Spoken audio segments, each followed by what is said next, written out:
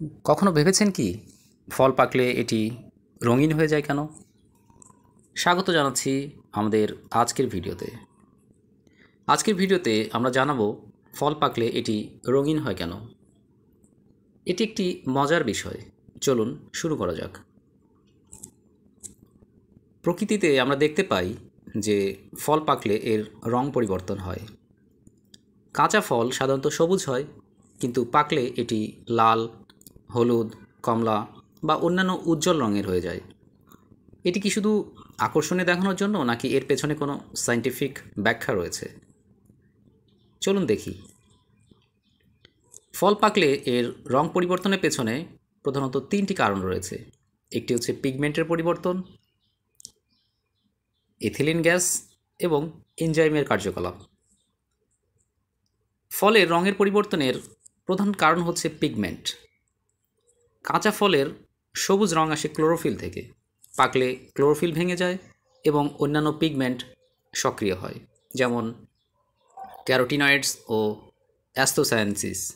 এটি সক্রিয় হয়ে ফলের উজ্জ্বল রং তৈরি করে।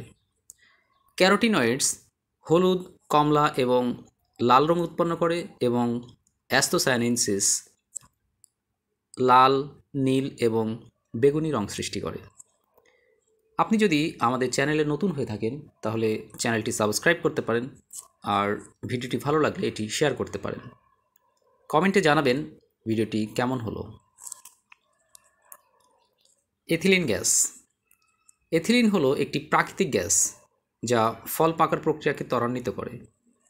এই গ্যাসটি ফলের কোষে নির্গত হয় এবং ফল পাকানোর জন্য বিভিন্ন জিনিসকে সক্রিয় করে।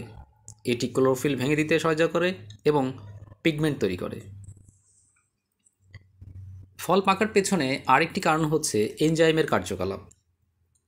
ফল পাকানোর সময় বিভিন্ন এনজাইম সক্রিয় হয়। এই এনজাইমগুলো ফলের মিষ্টি স্বাদ এবং নরম টেক্সচার তৈরি করে। পাশাপাশি এই এনজাইমগুলো ক্লোরোফিল ভেঙে দিয়ে পিগমেন্ট উৎপন্ন করতে সহায়তা করে, যা ফলকে ধীরে ধীরে রং পরিবর্তনে সাহায্য করে। ফল পাকলে এর রং পরিবর্তন শুধু আকর্ষণীয় দেখানোর জন্য নয়, এটি একটি জটিল প্রক্রিয়া যা পিগমেন্ট, এথিলিন গ্যাস এবং এনজাইম কার্যকলাপের সমন্বয়ে ঘটে। ফলে ফলের পুষ্টি এবং স্বাদ বৃদ্ধি পেতে সহায়তা করে। এই তথ্যগুলো বিভিন্ন বৈজ্ঞানিক গবেষণা এবং নিবন্ধ থেকে সংগৃহীত। বিশেষ করে বোটানি এবং খাদ্যবিজ্ঞান বিষয়ক বই এবং প্রবন্ধ থেকে এই তথ্যগুলো নেওয়া হয়েছে।